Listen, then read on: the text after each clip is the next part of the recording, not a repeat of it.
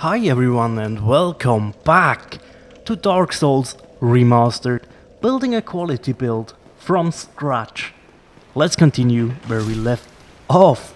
So I was like, okay, I did skip Laurentius, the Pyromancer, and I also rewatched my episode before that.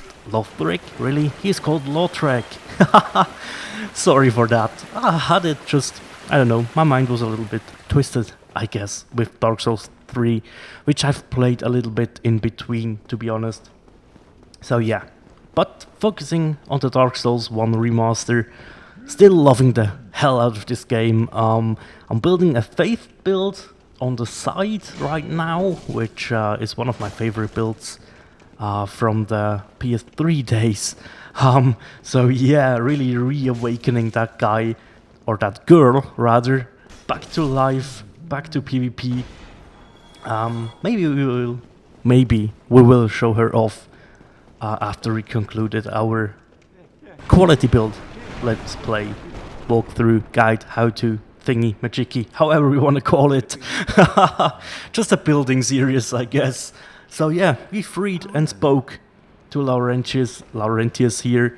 So he will be back at Firelink Shrine once we return. And you may think, dude, that's so not efficient. You could have waited until you beat the Gaping Dragon, then ran back and get him, and you're totally right. Efficiency-wise, it would have made more sense to wait, right? But I don't trust my memory that much these days. I just wanted to make sure that I have freed him, and I was thinking about it at the start of the episode, so I was like, I should immediately go after him, so I really don't forget.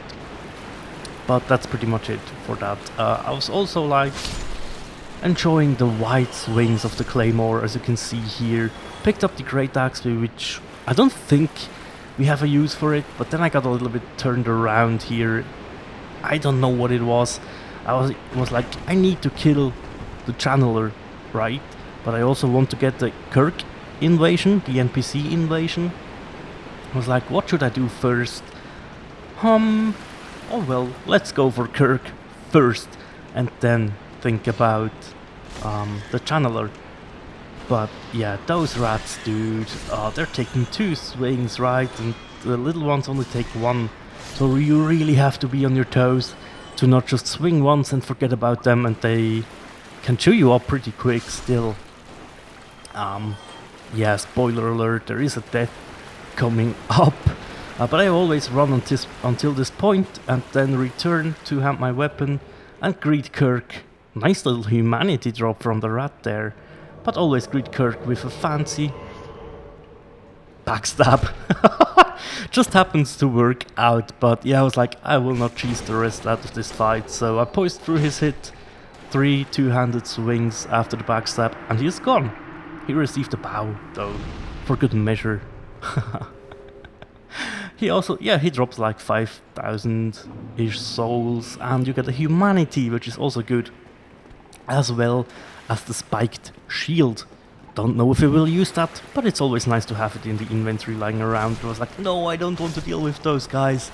So I pressed on just a tiny little bit to grab a little soul item, and I was like, wait, there's a faster way to get to the channeler than this bullshit. I really hate this area of the game. You get the Ring of the Evil Eye further down ahead, but I really wasn't feeling that ring. It is cool in PvE, don't get me wrong, it restores some health after you take down enemies, which is awesome in PvE, right? Not that useful in PvP, and we are planning on taking this character into PvP, right? And I don't know. The ring is cool, yes, but its use is quite limited. And we do have Ring of Favor and Protection on us, as well as the Wolf Ring at the moment. And that suits our style the best for the time being. We will switch out the Wolf Ring for the Havel's Ring at some point, so that's something I need to go after. Nice little ambush there, glad I remembered that. There are some Grave Lords on the way. I never challenged one so far in this playthrough, but they're quite fun to fight. A nice little PvP action to spice up your PvE experience. Another humanity drop, that's quite interesting. I thought they were much more rare than that, but I got 2? Yeah, that's a very good quote. Really enjoying that one, and we are going after the channeler, as I mentioned. Be careful here, those rats, they will get buffed by the channeler, and I made a stupid mistake here. I really underestimated the situation, don't know what it was. I was on point throughout most of today's video, but here I was like playing very sloppy. Dealt with the first guy pretty neatly, not much to say about that, but here's where I failed, right? So those 2 guys coming at me, I thought I could get a swing in, did get staggered, and ultimately bitten to death. But it happens. So yeah, I wasn't really... okay, 9,000 souls and the humanity, we got that back. I went human at the bonfire again. So if somebody wanted to invade, they would have the possibility to do so. Or the ability, I guess. So we recovered our souls, recovered our humanities. Thanks to the drops of the rats earlier. Yeah, we've made the humanity back already, which is awesome. I wanted to firebomb the rat, but 2 firebombs on the challenger on the channeler, and he went down, which surprised me quite a bit, to be honest. I thought that wouldn't be enough, but hey, I'll take it any day. Also went back to equipping my gold pine resin, the last one, and I always save this last one for exactly the fight that's coming up, the Gaping Dragon. It helps quite a bit. So yeah, here I was like playing it safe, still got clipped there, but hey, we made it through. What more do you want, right? So there's always this 4th rat over here which you can easily overlook. If this guy gets buffed as well, you can be in a little bit of a pickle, and those 2 guys as well are easily taken out with the white swing of the claymore, which is absolutely awesome. We picked up another large titanite shard, so we are definitely able to pull our claymore to +7, which is good to have in the back of my mind. And I run back to I think I even ran back to the bonfire and leveled up 1 more just because we could. And 10,000 souls, yeah, we are at the point where this isn't that much anymore, but it's still a good chunk, right? It can really... I was getting turned around here as well. Finally found the entrance back. But yeah, I mean, it's still a nice chunk of souls, and you don't want to waste that. So yeah, I think I've wasted 2 levels though, but more on that later. We got our dexterity to 16 as well, so our base damage increased a little bit, and I popped those 2 soul items to squeeze out another level, which we did put into strength, if I am not too mistaken. Yes, okay, and we are level 30 right now. We are nearing the level 40 mark, which is what I ultimately want for dealing with Sense Fortress. Around level 35 to 40 is actually my, let's call it threshold.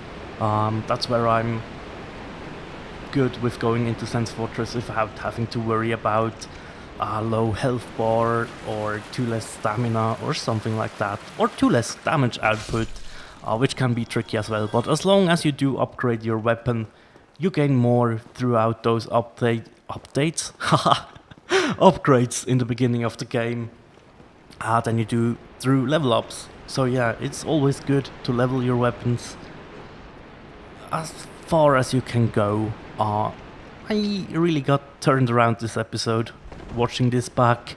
I was like, huh? Oh no, it's not to the left, it's to the right. Dumbass. I really was quite literally upset with myself, but fortunately I've calmed down immediately and laughed it off. Was thinking about summoning this Sunbro. I was like, we could help him get another Sunlight Medal, but then I was like, nah, we want to take on this boss solo, because why not? Not really, there's no, I don't know, if you're doing a let's play or a walkthrough, there's nothing wrong with summoning, in my opinion. It is one of the coolest things in the game, one of the coolest mechanics, that you not only can fight people in multiplayer, but you can help out each other. I always think that's rather an interesting choice. So yeah, we chopped the tail off, got the Dragon Keen Great Axe, which we can't use. That's the one that needs like 50 strength, right? So we won't end up on 50, we will end up on 40. But still, picked it up. It also helps in the fight, you don't get tail swiped, which is nice. You eliminate that move from his movesets, which is quite helpful indeed. You can go to the back and dish out some damage without having to worry about getting swiped on. Why? Why? Gaping Dragon, why? Finally he decided to slam down, and I completely misjudged the range of that, but still got a good headshot in. Our gold pine resin has ran out, but it's okay. We have made good use of that so far, and the rest of this fight is just doing chip damage. If you come here with a plus 10 weapon, you deal massive damage, which is awesome. You can even come here with a plus 15 weapon if you really want to. You can make that happen before defeating the gargoyles even. But that's just not my style of play, right? I like to keep things in a, I don't know, in an area where I'm comfortable, but still challenged. Which is sometimes quite difficult to reach that sweet spot. But hey, if I'm underpowered, it gets into a war of attrition, which I'm willing to take at some times. And here I was like, yeah, we can finish him off with a combo, which is what we did.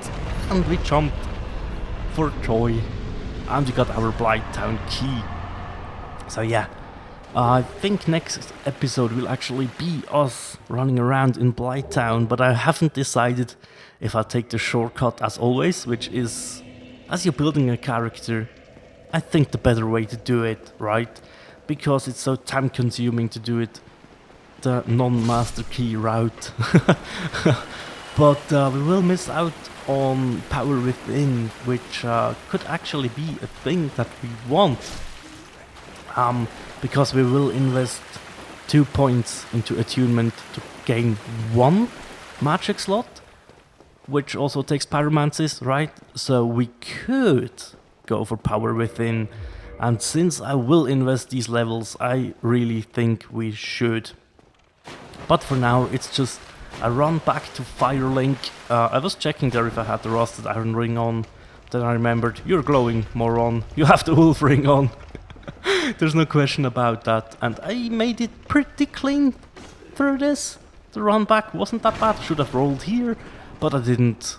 I didn't worry too much about the damage that I received there. It's chip damage, guys, nothing major, nothing to worry about. And yeah, so we have almost 27,000 souls on ourselves. So I thought it will be a good time to level up. I was thinking first, should I save those, go to Andre, and invest into the crest for the forest to open up the Sith bonfire? What is wrong? I'm sorry. Boss fight.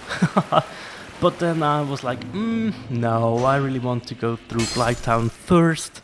I want to take on Quelaag.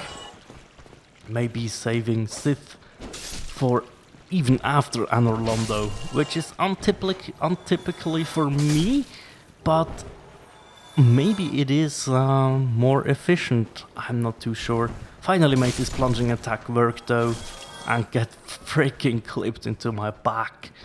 But oh well. Missed that R2 there. Oh, I didn't remember that. That's hilarious. Should have just locked on. But yeah, whatever. We made it through absolutely fine. And so yeah, we talked to our new friend Laurentius here, and there's not much to it then, other than to say nope to his question. Yeah, so we received our Pyromancy Flame, which is awesome. I also bought Combustion, just to have one pyro on the run can be a bit useful. We don't want to upgrade our pyromancy flame though if we're really going for power within. So yeah, was checking if I do have a attunement slot. I didn't, so I invested those 2 levels like I said. The rest went into strength and dex to even more boost our damage. I also attuned combustion, and I equipped our pyromancy glove, or flame rather, which is awesome. So yeah, we are still fast rolling, that's what I wanted to check there. Which is good, I like to have my fast roll on. Yeah, so I took a little time to speak to those guys, just a little bit, just to see if they are ready to go, and they are ready to go, so they will go down into the catacombs, which we will visit after Anor Londo, I think. I really like to go through the catacombs and the Tomb of the Giants in one swoop. I don't like coming there early and then returning, unless, of course, I'm building a faith character. Then I will have to deal with the catacombs a bit earlier. Mainly before Anor Londo, I guess, but after the second Bell of Awakening. I think that's the way I do it on faith builds. But yeah, there are some faith goodies down there, and with a faith build you most of the time end up with a divine weapon or an occult one, and the divine weapons in the catacombs are perma-slaying every skeleton. So yeah, you have that helps you out on the way. But yeah, that's pretty much all I have done. So we collected the large ember in the last episode, and I was like, I really want to get that back to Andre and start putting more levels onto the claymore, which is exactly what we are doing right now. So yeah, we had enough large shards to get it to +7, and we will farm up a little bit more of those large shards in Blighttown, hopefully. So we need like 5 or 6 more, and then we are good for now. Yeah, that's pretty much it. I also went ahead and repaired my equipment, finally. It was time to do that. So yeah, but that's pretty much it for today. So thank you guys very much for watching, and let me know if you do something differently, if you have some inputs into the series. I would like to read them in the comment section down below. But for now, that's it. Thank you again, and as always, take care. Bye.